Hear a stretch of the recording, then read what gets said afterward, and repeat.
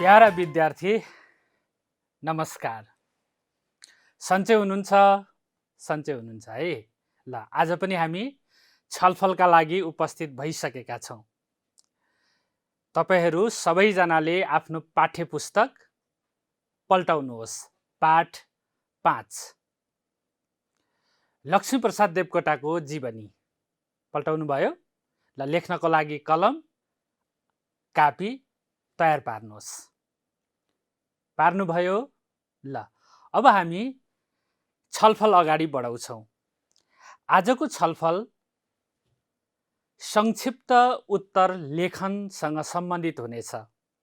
संक्षिप्त उत्तर कसरी लेख्ने, त्यसपछि हामी व्याख्या लेखनका बारेमा छलफल गर्नेछौँ। समीक्षात्मक उत्तर लेखन अभ्यास गर्नेछौँ र अन्तिममा व्यक्तिवृत्त लेखनका बारेमा पनि छलफल गर्नेछौँ। तपाईहरूलाई अघिल्लो कक्षामा हामीले छलफल गरेका विषयवस्तु सम्झना छ त? छ है। ल अघिल्लो कक्षामा हामीले अति संक्षिप्त उत्तर लेखन अभ्यास गर्यौं। त्यसपछि घटनाका सन्दर्भहरू अनि मिति त्यसलाई जोडेर हामीले घटनाक्रम मिलान गर्ने छलफल गर्यौं। आजको कक्षा हामी संक्षिप्त उत्तर लेखनबाट अगाडि बढाउने छौँ। यहाँ एउटा चित्र छ, चित्र छलफल गरौँ है त हेरेर। यो चित्र तपाईहरूको पाठ्यपुस्तककै चित्र हो। लेखक लक्ष्मीप्रसाद देवकोटा, देवकोटाद्वारा रचित मुनामदन, सुलोचना, शाकुन्तल, कुञ्जिनी यी कृतिहरू र यी कृतिका माध्यमबाट लक्ष्मीप्रसाद देवकोटा नेपाली साहित्यमा सुपरिचित छन्, अमर छन्। चित्र छलफल पछाडि अब हामी संक्षिप्त उत्तर लेखन अभ्यासका बारेमा छलफल गरौँ। तपाईहरूले अघिल्ला कक्षाहरूमा संक्षिप्त उत्तर लेखनका बारेमा धेरै छलफल गर्नुभएको छ। उत्तर लेख्ने तरिकाको बारेमा पनि तपाईहरूले छलफल गर्नुभएको छ। सोधिएका प्रश्नको हामीले उत्तर लेख्दाखेरि, संक्षिप्त उत्तर लेख्दाखेरि हामी सबैजनाले उत्तर जहाँ जहाँ छरिएका हुन्छन् ती छरिएका ठाउँबाट उत्तर हामीले टिपेर ल्याउनुपर्छ। जसरी यहाँ हेर्नुहोस् त, यो यहाँ पनि उत्तर हुन्छ, यस औँलामा पनि उत्तर हुन्छ, यी सबै औँलामा उत्तरहरू हुन्छन्। यी सबै ठाउँबाट हामीले टिपेर कसिलो तरिकाले उत्तर तयार पार्यौं भने संक्षिप्त उत्तर हुन्छ। तपाईहरूले अघिल्ला कक्षामा प्रशस्तै छलफल गर्नुभएको छ।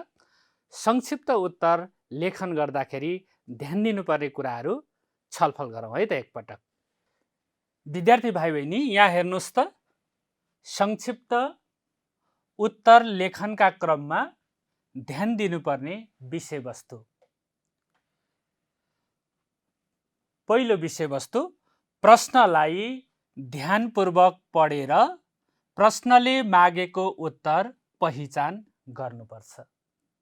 हामीले प्रश्नलाई ध्यानपूर्वक पढ्नुपर्छ, त्यसपछि प्रश्नले मागेको उत्तर पहिचान गर्नुपर्छ।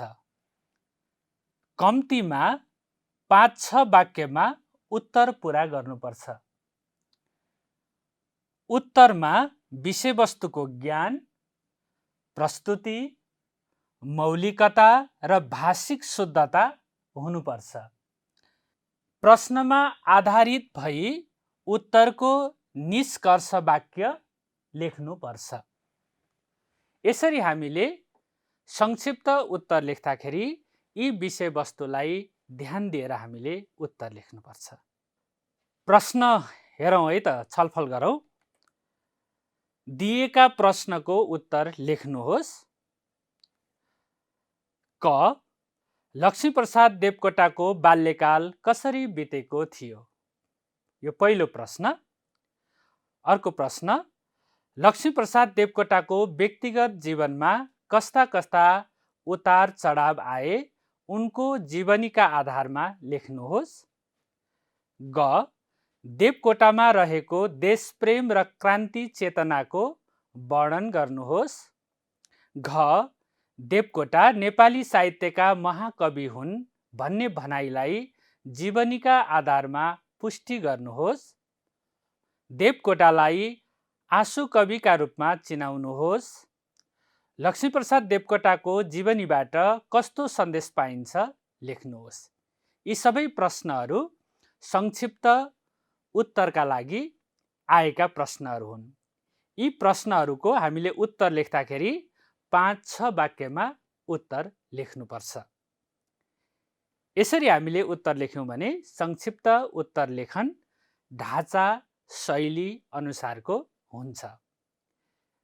अब हामी पहिलो प्रश्नको बारेमा र यसले खोजेका उत्तरहरूका बारेमा छोटो छलफल गरौँ है त। हाम्रो पहिलो प्रश्न छ, लक्ष्मीप्रसाद देवकोटाको बाल्यकाल कसरी बितेको थियो? अब हामीले यस प्रश्नले खोजेका मुख्य विषयवस्तु के हुन्छन्, के हुन सक्छन् हामीले सम्झिनुपर्छ।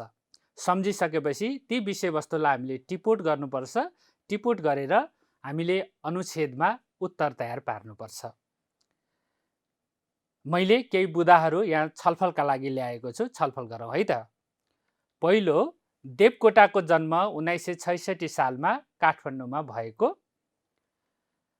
उनको जन्म पठित र शिक्षित परिवारमा भएकाले घरमा नै पठन पाठनको वातावरण रहेको। देवकोटाले संस्कृतका विद्वान एवं कवि आफ्ना बाबुबाट घरमै संस्कृत अध्ययन गर्न पाएका। देवकोटाले 10 वर्षकै उमेरदेखि कविता लेख्न थालेका। 11 वर्षको उमेरमा दरबार हाई स्कुलको 5म श्रेणीमा भर्ना भएका। आमा बुबा दाजु र दिदीका काखमा देवकोटाको बाल्यकाल सुखद रहेको। यी विषयवस्तुलाई समेटेर हामीले उत्तर तयार पार्नुपर्छ। उत्तर पनि म भाइ बहिनीहरूलाई सुनाउँछु र त्यसपछि तपाईहरूले अघि हामीले जुन छलफल गर्यौं प्रश्नहरूका बारेमा, ती प्रश्नहरूका उत्तरहरू तपाईहरू आफैले तयार पार्नुपर्छ है त। उत्तर हेरौं। हाम्रो प्रश्न छ, फेरि सुन्नुहोला। लक्ष्मीप्रसाद देवकोटाको बाल्यकाल कसरी बितेको थियो? अब अघि प्रस्तुत भएका बुदामा आधारित रहेर हामी उत्तर तयार पार्दैछौँ। महाकवि लक्ष्मीप्रसाद देवकोटाको जन्म विक्रम सम्वत 1966 मा भएको थियो। उनको जन्म पठित र शिक्षित परिवारमा भएकाले घरमा नै पठन पाठनको वातावरण रहेको थियो। उनले संस्कृतका विद्वान एवं कवि आफ्ना बाबुबाट घरमै संस्कृत अध्ययन गर्न पाए। देवकोटाले 10 वर्षकै उमेरदेखि कविता लेख्न थाले। 11 वर्षको उमेरमा दरबार हाई स्कुलको 5म श्रेणीमा भर्ना भए।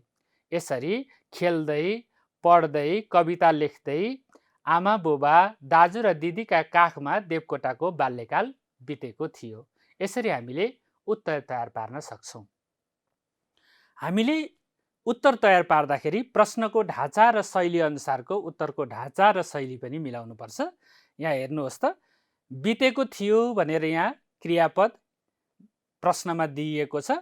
यहाँ पनि हेर्नुहोस् त, उत्तरको अन्तिममा बितेको थियो।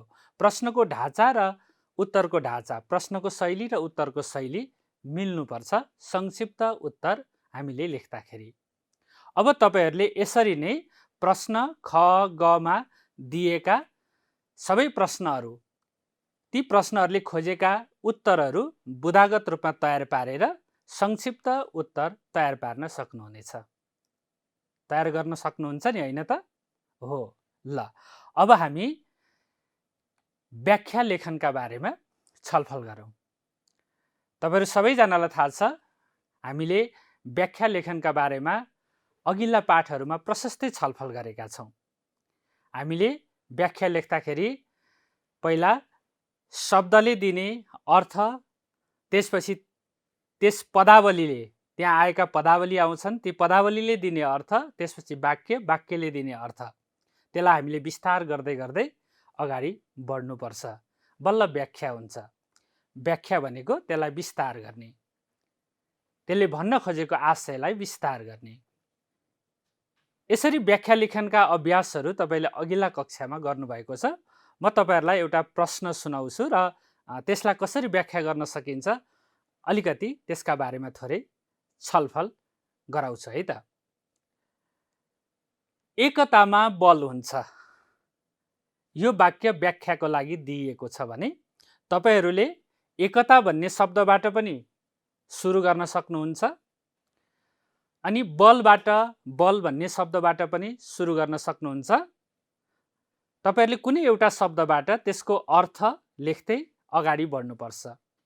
जस्तै अब एकता भन्ने शब्दबाट सुरु गर्नुभयो भने एकता भनेको एक हुनु हो, मिलिजुली बस्नु हो, एक हुँदा शक्ति आर्जन हुन्छ अथवा शक्ति पैदा हुन्छ, त्यो शक्ति भनेकै बल हो, उसले काम गर्न सक्ने सामर्थ्य हो। यसरी तपाईँहरूले विस्तार गर्दै गर्दै त्यसपछि यस पाठमा पनि, यस कथामा पनि, यस कवितामा पनि यसरी तपाईँहरूले जोडेर अनि पाठमा जोडेर थप व्याख्या गर्नुपर्छ। यस ढाँचामा तपाईँहरूले अगाडि व्याख्या लेखनका अभ्यासहरू गर्नुपर्छ। यहाँ हेर्नुहोस् त, व्याख्या लेखनका क्रममा ध्यान दिनुपर्ने विषयवस्तुहरू के हुन सक्छन् त? एकपटक सम्झिनुहोस् त। हो, हामीले व्याख्याका लागि जुन दिएका प्रश्नहरू हुन्छन् ती प्रश्नलाई हामीले ध्यानपूर्वक पढ्नुपर्छ र सम्बन्धित अंशले दिने अर्थको विविधताको खोजी गर्नुपर्छ। त्यसपछि विभिन्न तर्क र उदाहरण प्रस्तुत गर्दै उक्त अंशको व्याख्या र विश्लेषण गर्नुपर्छ। उक्त अंशसँग सम्बन्धित व्यङ्ग्य वा प्रतीकात्मक अर्थप्रति सङ्केत गर्न सकिन्छ व्याख्यामा। अन्तिममा सार तत्त्वको पहिचान र पुष्टि गरेर व्याख्यालाई हामीले पुरा गर्नुपर्छ। यसरी हामी व्याख्या तयार पार्न सक्छौँ। प्रश्न पनि हेरौँ है त। व्याख्या गर्नुहोस्। पहिलो प्रश्न, मानिसले मानिसलाई दुःख दिएको देख्दा वा मानिसले दुःख पाएको देख्दा उनको हृदय छिया छिया हुन्थ्यो। यो प्रश्न पनि व्याख्याको लागि हामीलाई सोध्न सक्ने वा हामीले लेख्नुपर्ने प्रश्न हो। त्यसै गरेर प्रश्न ख, मानिसको सेवा नै ईश्वरको सच्चा सेवा र पावन पूजा हो। यसलाई पनि हामीले व्याख्या गर्न सक्छौँ। प्रश्न ग, देवकोटाको महासागर जस्तो प्रतिभा राणाहरूको निरङ्कुशताको साँघुरो सुरुङभित्र कसरी बग्न सक्थ्यो र? यो पनि व्याख्याको प्रश्न। त्यसै गरेर घ, हिउँको माझमा जन्मेको हाम्रो साहित्य कहिल्यै पनि एउटै पर्वत श्रृङ्खलाको भुलभुलैयामा बिलाउने छैन। यो पनि हाम्रो व्याख्याको प्रश्न। भनेपछि यी चारवटा प्रश्नमध्ये तपाईहरूलाई म अहिले प्रश्न क छलफल गराउँदैछु। यी प्रश्नहरूमध्ये केही प्रश्न तपाईँको पाठ्यपुस्तकमा पनि अभ्यासका रूपमा दिइएका छन्। यी सबै प्रश्नहरू पाठ्यपुस्तकमा पाठभित्र प्रयोग गरिएका छन्, राखिएका वाक्यहरू हुन्। तपाईँहरूले अभ्यास गर्दाखेरि अभ्यास खण्डको मात्रै होइन कि पाठभित्र पनि भएका यस्ता महत्त्वपूर्ण वाक्यहरूको व्याख्या गर्ने अभ्यास गर्नुपर्छ। त्यसैले मैले तपाईँहरूलाई सजिलो होस् भनेर व्याख्याका चारवटा प्रश्न यहाँ सुनाएँ। हामीले व्याख्या गर्दाखेरि ध्यान दिनुपर्ने कुरा के छ भन्दाखेरि शब्द, शब्दको अर्थ, त्यसपछि हुँदै त्यस वाक्यले दिने अर्थ अनि त्यसपछि पाठसँग जोडेर त्यसलाई गर्नुपर्ने पुष्टि। अघि हामीले छलफल गरिसक्यौँ।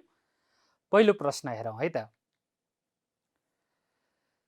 मानिसले मानिसलाई दुःख दिएको देख्दा वा मानिसले दुःख पाएको देख्दा उनको हृदय छिया छिया हुन्थ्यो।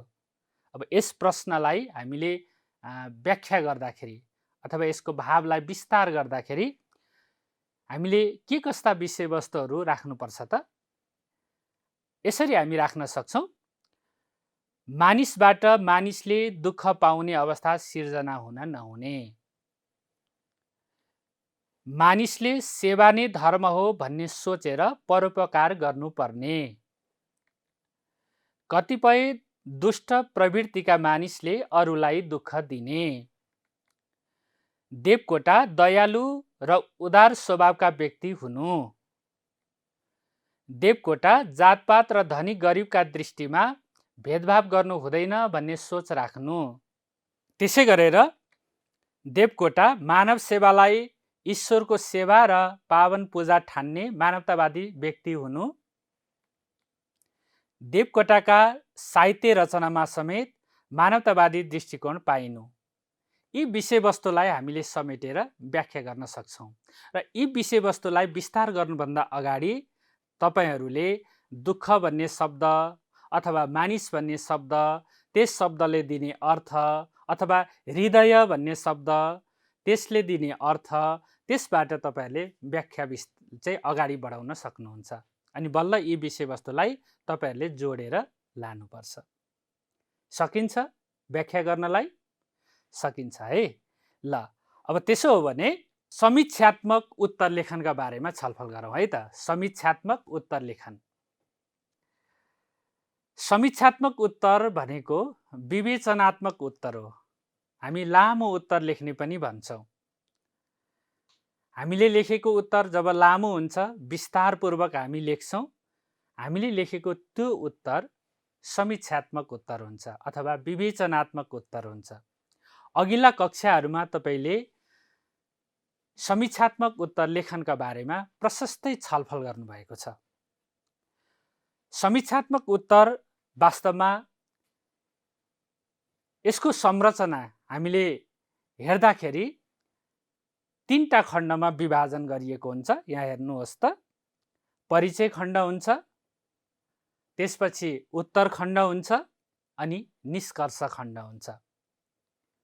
परिचय खण्ड, उत्तर खण्ड र निष्कर्ष खण्ड। परिचय खण्डमा तपाईहरूले लेखक भएको पाठ छ भने लेखकको परिचय लेख्न सक्नुहुन्छ, पाठको परिचय लेख्न सक्नुहुन्छ।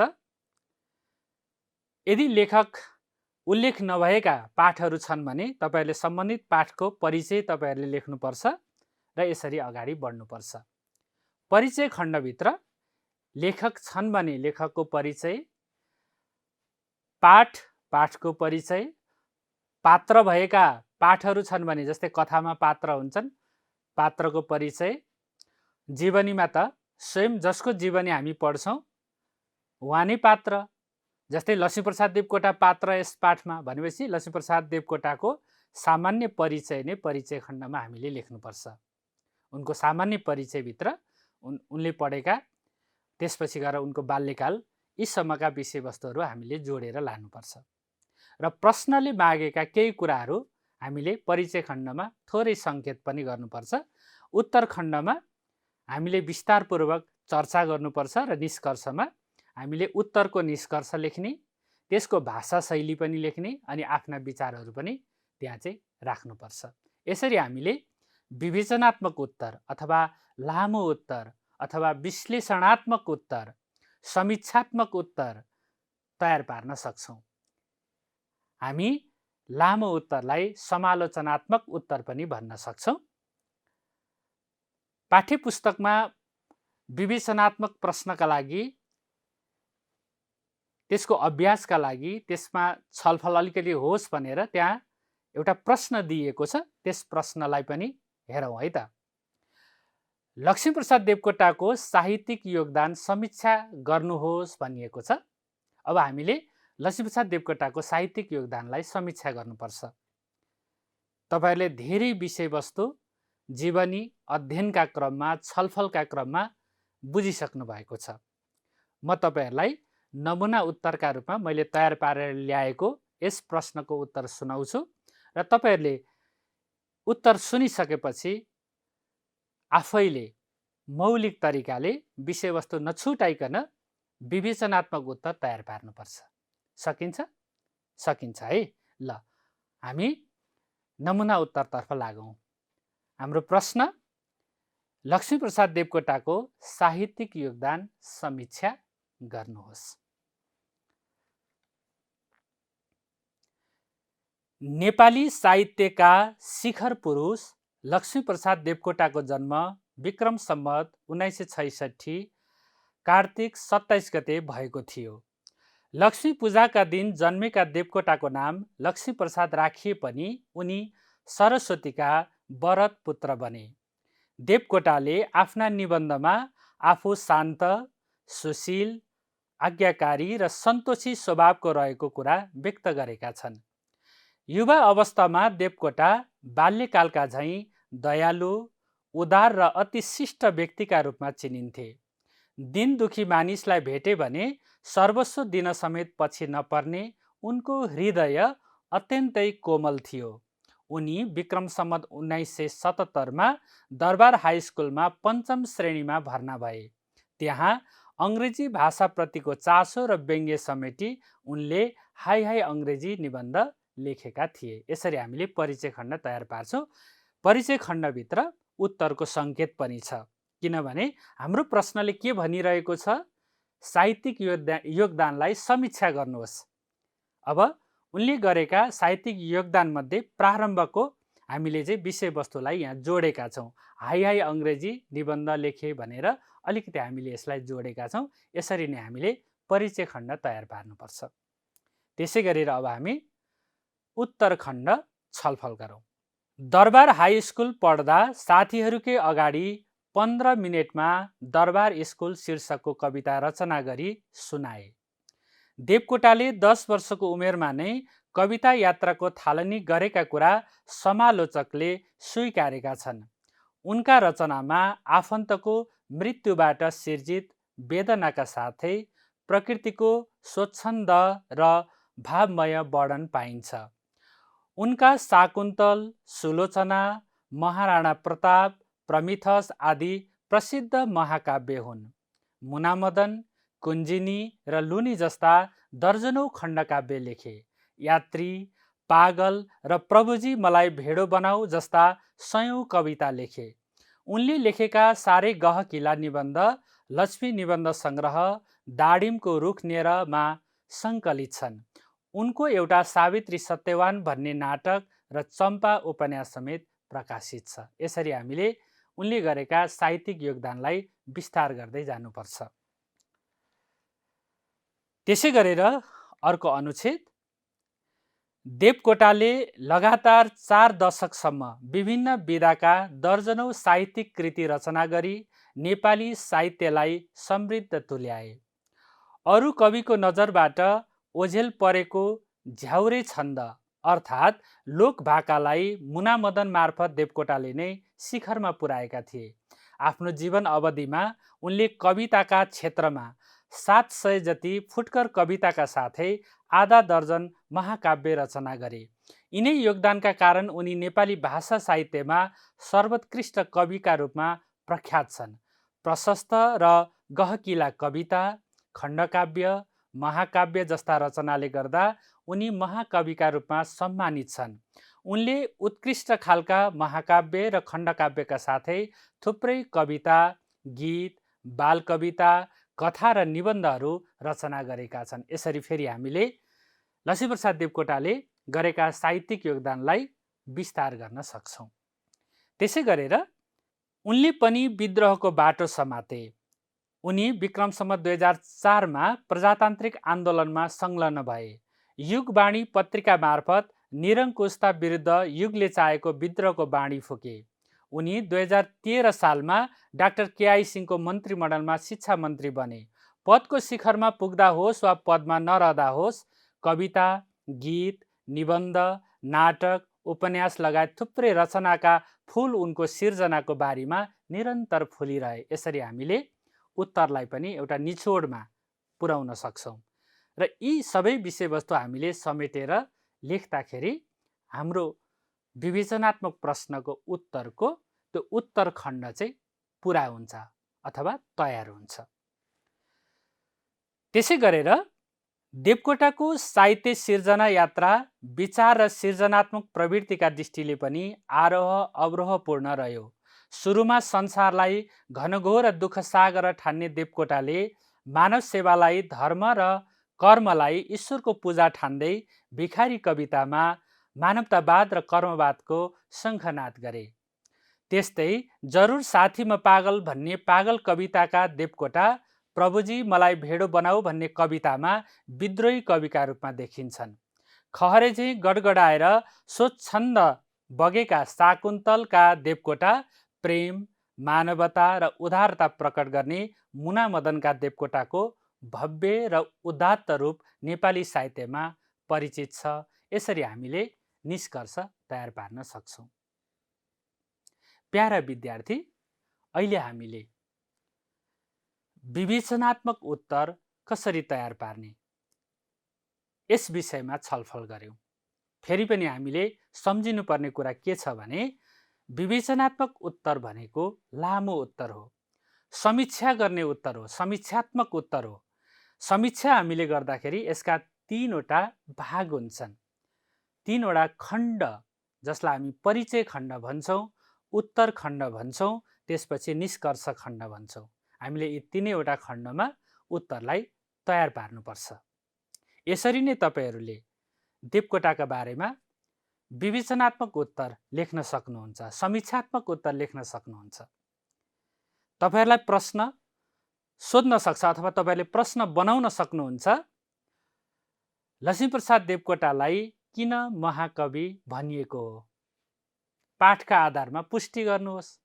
तपाईले उनले गरेका साहित्यिक योगदानको सविस्तार चर्चा गरेर त्यसकारण हामीले उनलाई चाहिँ महाकवि भनेका हौं अथवा चाहिँ महाकवि उनले चाहिँ त्यो सम्मान प्राप्त गरेका हुन् भनेर तपाईहरूले पुष्टि गर्न सक्नुहुनेछ। यसरी तपाईहरूले समीक्षात्मक उत्तर तयार पार्न सक्नुहुन्छ। अहिलेसम्म हामीले संक्षिप्त उत्तर लेखन अभ्यासका बारेमा छलफल गर्यौं, त्यसपछि व्याख्या लेखनका बारेमा छलफल गर्यौं, अनि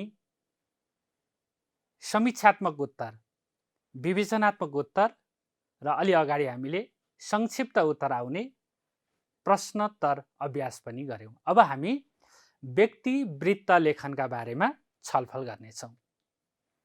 व्यक्ति वृत्त लेखन व्यक्तिगत विवरण पनि भन्न सकिन्छ।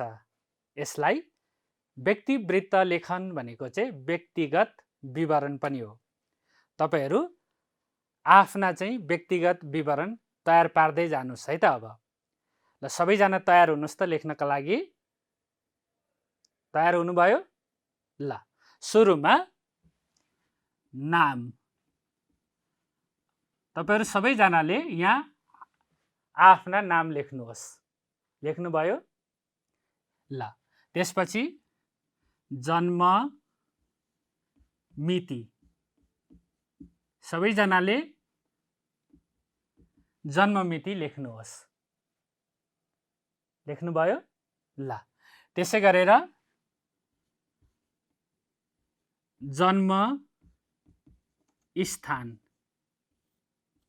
आफू कुन ठाउँमा जन्मिनु भएको हो तपाईहरूले त्यसको विवरण पनि लेख्नुहोस्। लेख्नुभयो? त्यसपछि पिता, पिताको पनि नाम लेख्नुहोस्। सबैजनाले आफ्नो बाबाको बुवा, बाबा, बा के भन्नुहुन्छ लेख्नुहोस् है त।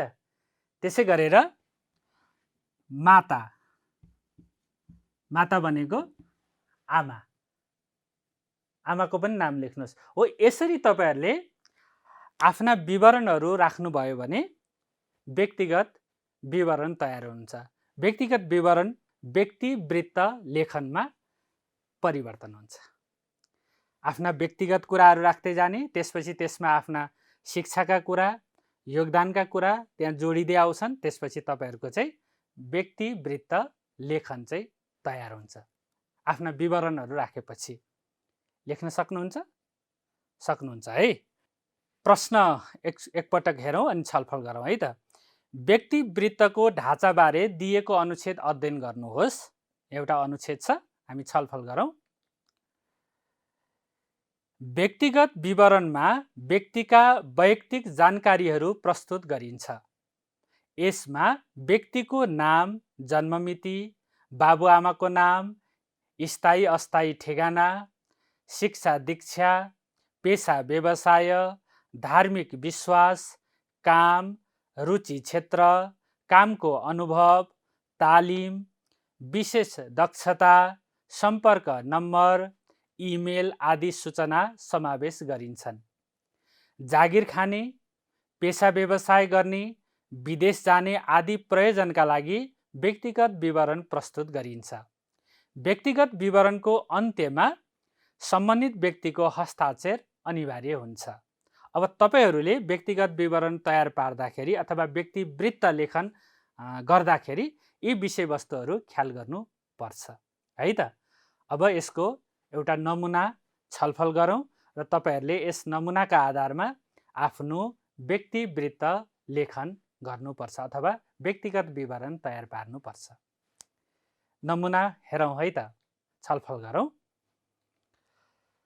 नाम सुनिता घिमिरे, जन्मस्थान सप्तकोशी नगरपालिका 1 फतेपुर सप्तरी, जन्ममिति 2060 8 महिना 25 गते। तपाईहरूले पनि यसरी नै तयार पार्नुपर्छ। माता गीता घिमिरे, पिता नारायण प्रसाद घिमिरे, राष्ट्रियता नेपाली, धर्म हिन्दू, वैवाहिक स्थिति अविवाहित, स्थायी ठेगाना ललितपुर महानगरपालिका 15 ललितपुर। यसरी तपाईहरूले विवरण तयार पार्दै जानुपर्छ। स्थायी ठेगाना भनेको तपाईहरूको नागरिकता कहाँ बन्छ त्यो तपाईको स्थायी ठेगाना हो। तपाईले नागरिकता जहाँ बनाउनुहुन्छ त्यो तपाईको स्थायी ठेगाना हो। अनि जन्मस्थान, अब अहिले कतिपय तपाईहरुमध्ये कतिपयको जन्म त अस्पतालमा भएको हुन सक्छ हैन। अब त्यस्तो अवस्थामा अथवा जन्मस्थान तपाईहरुले नलेख्दा पनि फरक पर्दैन, तर जन्ममिति चाहिँ लेख्नुपर्छ। अनि स्थायी ठेगाना तपाईहरुले लेख्नुपर्छ। अनि यदि तपाईहरुको स्थायी ठेगाना र अस्थायी ठेगाना फरक छ भने ती दुवै विवरण उल्लेख गर्नुपर्छ। स्थायी ठेगाना तपाईहरुको नागरिकता जहाँ बन्छ त्यो हो, अनि अस्थायी ठेगाना चाहिँ तपाईहरु जहाँ बसोबास गर्नुभएको छ। मानौ तपाईहरु बाहिरबाट उपत्यकामा आउनु भएको छ, काठमाडौँ ललितपुर भक्तपुरमा बस्नुहुन्छ भने यहाँ तपाईको अस्थायी ठेगाना भयो। तपाई जनकपुरको हुनुहुन्छ, विराटनगरमा बस्नुहुन्छ, तपाईको नागरिकता जनकपुरबाट बन्छ, त्यो तपाईको स्थायी ठेगाना, विराटनगर अस्थायी ठेगाना। यसरी तपाईहरुले स्थायी र अस्थायी ठेगाना पनि लेख्नुपर्छ। अघि कतिपय शीर्षकहरू अनुच्छेदमा पनि तपाईहरुले पढ्नुभयो, त्यस शीर्षकभित्र रहेर पनि तपाईहरुले तयार पार्न सक्नुहुन्छ। र त्यहाँ नभएका केही शीर्षक यहाँ नमुनाका रूपमा मैले यहाँ छलफल गराउँदैछु, यी कुराहरू पनि जोड्न सक्नुहुन्छ। तपाईहरुले रुचि क्षेत्र पनि लेख्न सक्नुहुन्छ, यसरी तयार पार्न सक्नुहुन्छ। त्यसै गरेर यसलाई क्रमशः छलफल गर्दै जाउँ है त। त्यसै गरेर रुचि क्षेत्र खेलकुद र समाजसेवा, सम्पर्क नम्बर, यसरी नै तपाईहरुले सम्पर्क नम्बर लेख्न सक्नुहुनेछ। इमेल, यसरी नै तपाईहरुले इमेल पनि लेख्न सक्नुहुनेछ। शैक्षिक विवरण, तपाईहरुले यसरी नै शैक्षिक विवरण तयार पार्न सक्नुहुनेछ। जस्तै यहाँ 2078 सालमा माध्यमिक तह भनेको कक्षा 12 कहाँबाट पास गर्नुभएको भन्दाखेरि परीक्षा नियन्त्रण कार्यालय, त्यो कहाँ छ? सानोठिमी भक्तपुरमा। त्यसै गरी 2076 मा एसई पनिकाबाट भनेको परीक्षा नियन्त्रण कार्यालयबाट सानोठिमी भक्तपुरमा छ त्यो। त्यसै गरी तालिम, कम्प्युटर सम्बन्धी 3 महिने आधारभूत तालिम, अनि पुरस्कार कुनै प्राप्त गर्नुभएको छ भने त्यसलाई पनि उल्लेख गर्नुपर्छ। जिल्ला स्तरीय निबन्ध लेखन प्रतियोगितामा प्रथम 2076, अनि सेवा अनुभव सहकारी संस्थामा लेखा सहायकको सेवा अनुभव भनेर यसरी तपाईहरुले तयार पार्न सक्नुहुन्छ। यसरी तपाईहरुले आफ्ना विवरणहरू राखेर आफ्नो व्यक्तिगत विवरण तयार पार्न सक्नुहुनेछ, जसलाई हामी के भन्छौँ? व्यक्तिवृत्त लेखन। हामीले आजको कक्षामा व्यक्तिवृत्त लेखनका बारेमा पनि छलफल गर्यौं। तपाईहरु सबैजनाले आफ्ना व्यक्तिगत विवरण राखेर यसलाई तयार पार्नुहोस्। आजको कक्षा हामी यही टुङ्ग्याउन चाहन्छौँ। मलाई पनि बिदा दिनुहोस्। नमस्कार।